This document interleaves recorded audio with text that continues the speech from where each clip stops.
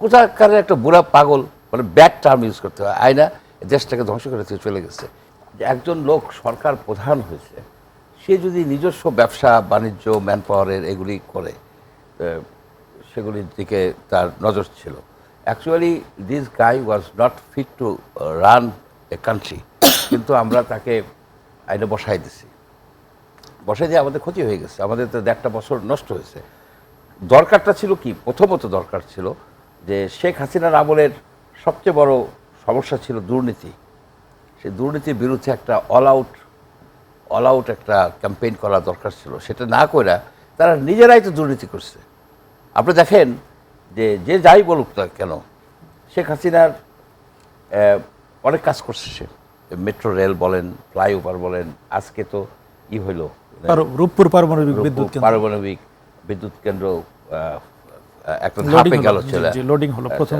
Bangladesh actually 33তম পারমাণবিক শক্তি বলবো না, পারমাণবিক পিসফুল পারমাণবিক কান্ট্রিতে দেশ হিসেবে পদার্পণ করলেন। এটার কৃতিত্ব তো শেখ হাসিনার, কিন্তু তারপরেও সে কিন্তু এখানে উপস্থিত নাই। সে কিন্তু ওইখানে দেখবে, কিন্তু বসে দিল্লি বসে সে দেখবে কেন?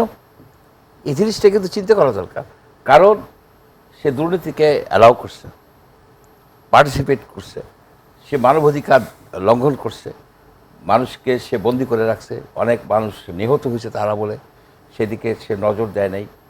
যার ফলে এত কিছু করা সত্ত্বেও মানুষ কিন্তু তাকে মনে রাখে নাই, মনে রাখছে অন্যভাবে।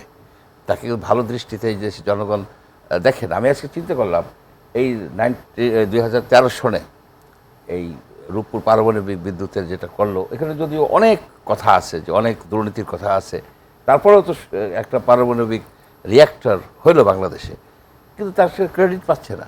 তো সুতরাং ইউনূস সাহেবেরও উচিত ছিল যে এই দুর্নীতির কালচার থেকে দেশকে রক্ষা করা, দেশকে একটা ক্যাম্পেইন চালু করা, কিন্তু সেটা উনি তো করেন নাই।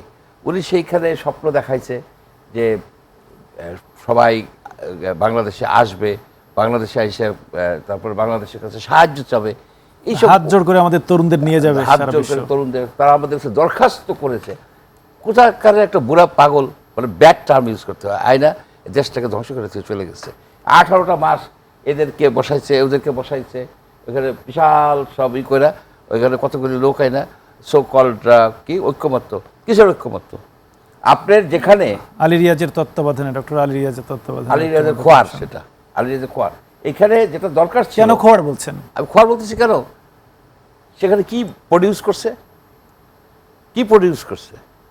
আপনার একটা জুলাই সনদ, একটা জুলাই সনদ, সেখানে তো আমরা দেখেছি সারা জীবন যাতে আর ফ্যাসিবাদ দেশে না আসতে পারে তার একটি কাঠামো তৈরি করেছিলেন। কি কাঠামো সেটা বলেন তো? আচ্ছা, উনি তো ব্যারিস্টার, আমি বলি বাংলাদেশের কনস্টিটিউশনের কোন অনুচ্ছেদটা ফ্যাসিবাদের জন্ম দেয়? নির্দিষ্ট একটা অনুচ্ছেদ বলেন, বা 2টা বলেন, 3টে বলেন, সেগুলো বাদ দেন। কোন অনুচ্ছেদটা? এরা বলে 72-এর সংবিধানই থাকবে না। 72-এর সংবিধান কেন থাকবে না তাদের দৃষ্টিতে? তার কারণ হচ্ছে কি, 72-এর সংবিধানে যে দেয়া আছে, জাতি হিসেবে আমরা বাঙালি, 72-এর সংবিধানে যে দেয়া আছে যে এদেশ ধর্মনিরপেক্ষ হবে, 72-এর সংবিধানে আছে মানবাধিকারের কথা আছে, চিন্তার স্বাধীনতা আছে, বাক স্বাধীনতা আছে, হিউম্যান রাইটস আছে।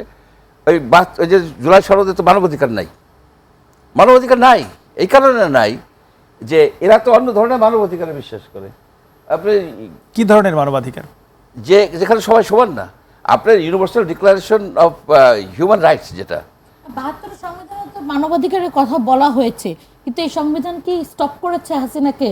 এই সে যে বছরের পর বছর মানবাধিকার লঙ্ঘন করেছে। বলে নি, আপনি বলেন।